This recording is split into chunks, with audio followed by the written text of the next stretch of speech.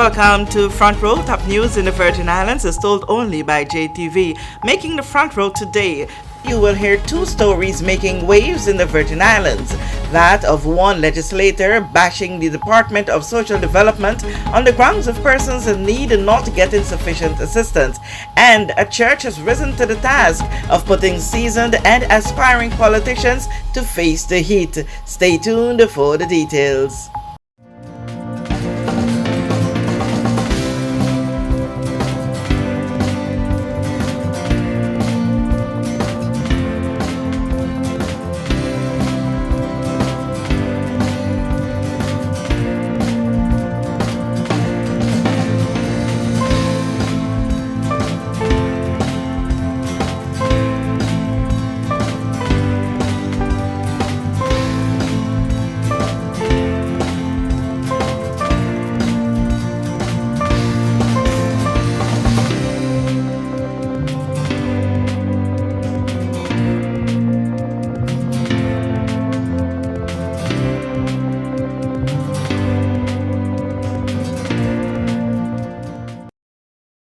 We know that where you choose to bank matters, and it is your vote on what your funds do in strengthening our community.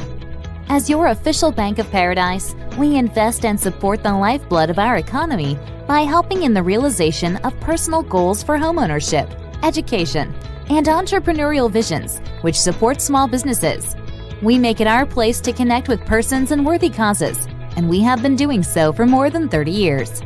Where your money goes and what your dollars empower are your choice. And we thank you for choosing us, a bank that gives where it matters the most, for you, for our community, and a happier tomorrow. The National Bank of the Virgin Islands. Everyone looks to the future, but no one truly knows what the future holds. The number of people under the age of 20 with type 2 diabetes could increase by 49% by 2050. Let it be known that we all have a 30% chance of developing hypertension. Globally, more than 300 million people of all ages suffer from depression.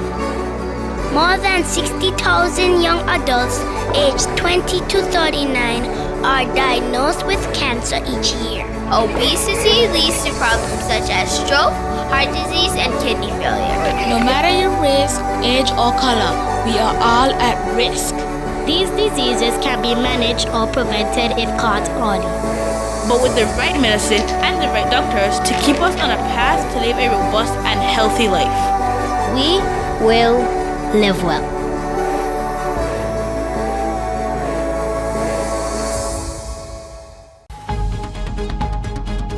Welcome back for the news in details. The Social Development Department has come in for some criticisms from a representative of District 6, Honorable Alvaro Maduro Keynes. I will just drop 2 or 3 scenarios concerning social development. A young lady with two children, one differently abled, is unable to find work because of her situation. This young lady, a mother of 2 Virgin Islanders, went to the Social Development Department for help and was told that they can pay rent for 3 months, but after that she needs to find a job. First, let us unpack the insult that this is inherent in the statement. It is a natural assumption that she doesn't want to find a job, or that's why she is asking the state for help. Or should there be compassion that as a mother of a disabled child in a country which is ill-suited to accommodate children like those, she had an added challenge to find a job? Of course she would work. Of course she should be able to support her family through her gifts and talent. We understand that Madam Speaker, but like everyone else, must get this job in a job market that is saturated, where jobs are scarce and people are applying daily, hearing nothing back, and then the job is being filled by someone else. A department by its name that has responsibility to developing people socially could do more by trying to help her get a job or offer her additional help like food vouchers that ease that burden from her, allowing her to focus on her children and job hunting. But the help stops at finding a job. She gave an example of persons allegedly receiving food vouchers for as little as $25 from the department against the backdrop of thousands of dollars being sent back to the Treasury annually by the department. Madam Speaker, I want to be fair. There are food vouchers given. One lady confirmed to me that she received one for $25. Madam Speaker, 2 packages of strawberries or a pack of bread, 1 crate of egg and a small bottle of mayonnaise, or roasted chicken, 2 bottles of juice, and 1 small carton of rice. Madam Speaker, consider the $25 against the actual undisputable fact that thousands of dollars have been sent back to the Treasury from the Social Development Department has not been reissued. And yet there are people out here struggling like that mother of 2, one differently abled child. A mother like her would have to find someone to hold one or both children or have them cleave into her hip while she fills out just over 1 million forms to receive a grant of $150. Honorable Maduro Keynes' remarks came on the heels of the Government of National Unity fulfilling one of the recommendations of the Commission of Inquiry report, which has taken public assistance out of the hands of the House of Assembly members, putting it in the hands of the Social Development Department. The territory, Madam Speaker, and my district on a whole, they're hurting and people are struggling among us. And we have found it plausible, Madam Speaker, to transfer all the money that was used to help these people to a department that is not equipped to help these people to its full capacity. Yes, Madam Speaker, some, if not all of us, falter in life. But I remind us all, let he who is without sin cast the first stone. The people are hurting, and just like us, but for the grace of God. There we go. Madam Speaker, I was elected by the people, for the people. Madam Speaker, I was elected for all the people. Madam Speaker, I was elected for big people and small people. I was elected for mothers and their differently abled people. Madam Speaker, I was especially elected for hurting people because I'm a woman who cares about people. All some of these people are asking for is a little help with food vouchers now and again.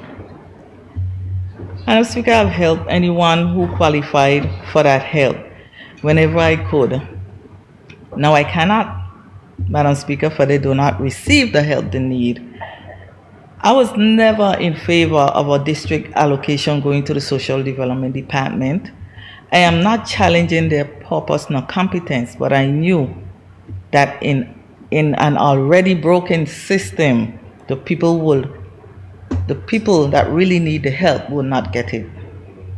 With the shift, the district representatives were asked to submit to the department their list of persons in need of help. That, too, has proven challenges, according to Honorable Keynes. We were all asked to send a monthly allocation list to the department.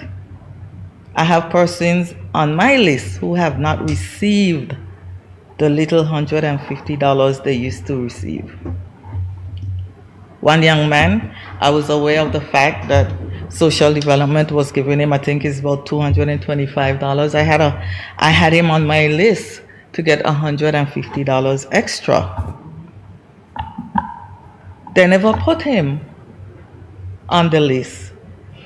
When I questioned, they said he is already getting $225 from them. This young man is blind.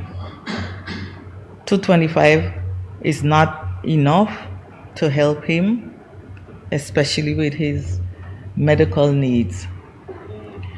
Social development claims $360 is the amount they're giving. So why not give him the $225 plus the $150 that I was giving him? She insists that the department needs fixing.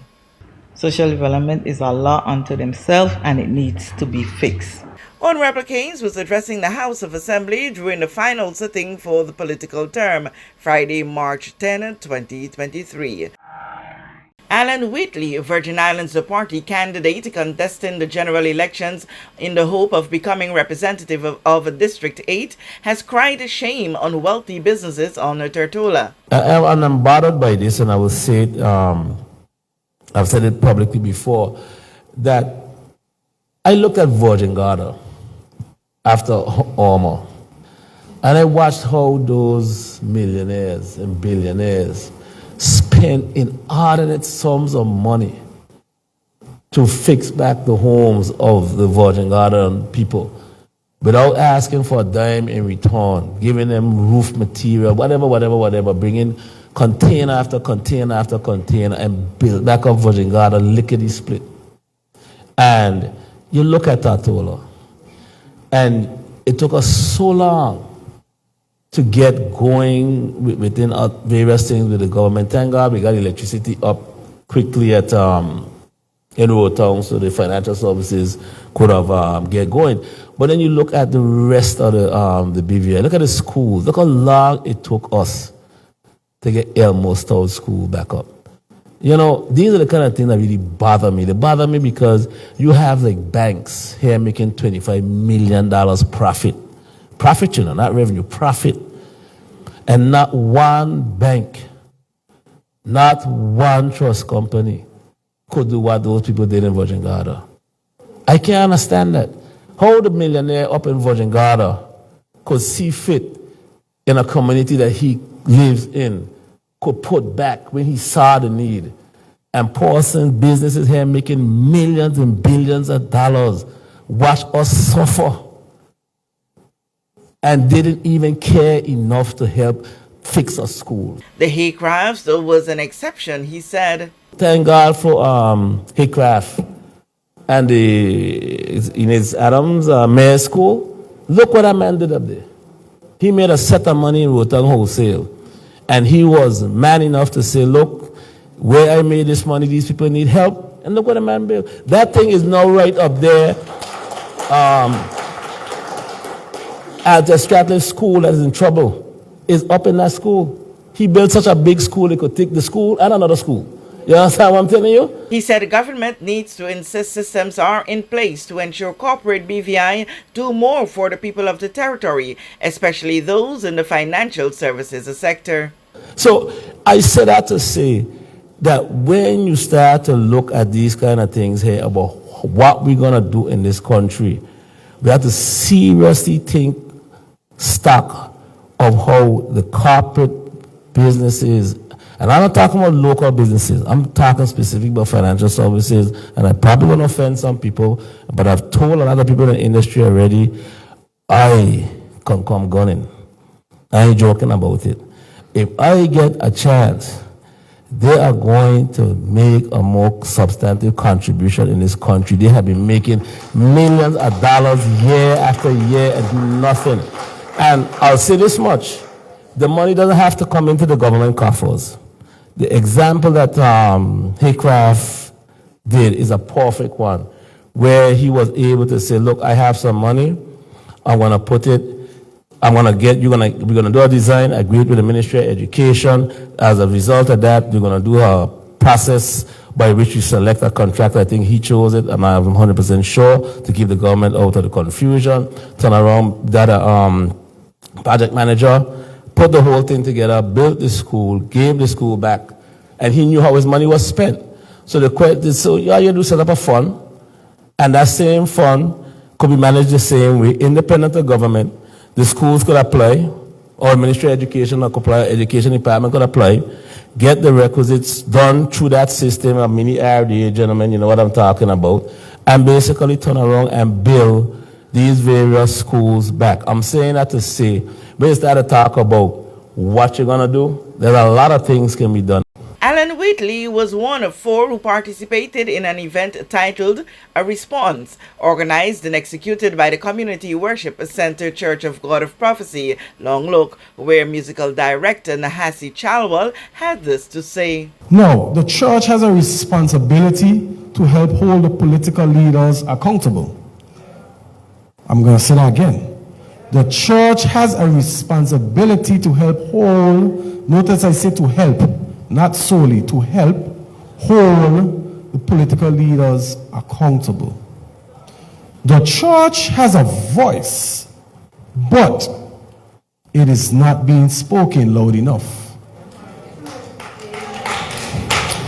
Until the church raises the voices to condemn and express disapproval, bad behaviors among our leaders, we cannot attain a system where accountability will exist. A lot of you all know this quote. It says, silence gives consent. A lack of response to an action is a tacit approval of that action. Following the question and answer forum, we heard from a few persons from the audience. I actually enjoyed the meeting. I was very glad to hear the candidates all agree on certain points, which means that they're all in tune with what the districts need. And I'm also glad to hear them speak not just about the 7th or the 8th, but they all spoke about the duality that the 7 and the 8 have in the special relationship we've always had. I mean, we're all one people. So I was very pleased to hear that. I have some questions myself that I want to ask them at a later date, but this was a good start. It was a pleasure meeting the candidates on their political platform, since we all know each other. But it was good to see them tonight, and I'm glad all of them came. And I look forward to being able to speak with them and see them another time. Tonight was quite interesting. The candidates had a lot to say. We could have heard the passion and the heart, but one takeaway, if I would take away from this, we are here in the 7th and the 8th district, but this is what my passion is. We are not just talking about, we want to see stuff in the 7th and the 8th district, but we want to see a territory and a whole. I believe it's just not 7 and 8 district schools program. We want to see these programs. We want a government who going to institute these programs in a whole territory on a national basis, where everything that we do, whether in the 7 and the 8, will spill over in all our districts to cause a complete territory to grow, to develop, and to be transformed. That's where the beauty gonna come from. Not by beautifying the land with plants and billboards, but the beauty will come when we have a territory that is unity and building this little nation we have here for all our people. That's where the beauty can come from the inside out, shining out, where we are one people, unity. Tonight's event was very, very well organized. I think it was very informative. We had a lot of people that came out to know what's happening in the district and in the country. People are interested to know what's happening and where we are going as a country. So I look forward to this year's general election, and I encourage you, the people of the Virgin Islands, to go out and cast your votes and make a difference in this territory. Thanks. Was a good start in getting to where we ought to go with respect to every community. This is the Eastern Long community. And don't forget, the Premier said that in fact he has roots here. Well, my roots go on back even before him, because he's a descendant of the Gordons. My great-grandfather was born in 1827 in Long Look, and his father was here before him. You understand? Before the United States was formed as a nation, Long Look was a continuous community. And if you look closely, and you ask questions about Long Loop, it will give you a vital view of the thinking of the people who come out of Long Loop. You understand? Okay. The panel was made up of candidates contesting districts 7 and 8. Incumbents, Premier and Minister of Finance, Dr. the Honorable Natalia D. Whitley, and the Minister for Health and Social Development, Honorable Marlon A. Penn. And new on the block, Perlina Scatliff Leonard and Alan Whitley. That has brought us to the end of this edition of Front Row. Remember, you can follow us as well on Facebook at JTV Channel 55 and on YouTube at Jahphix Television-JTV. Thank you so much for joining us for this edition of Front Row. I'm Kathy Richards.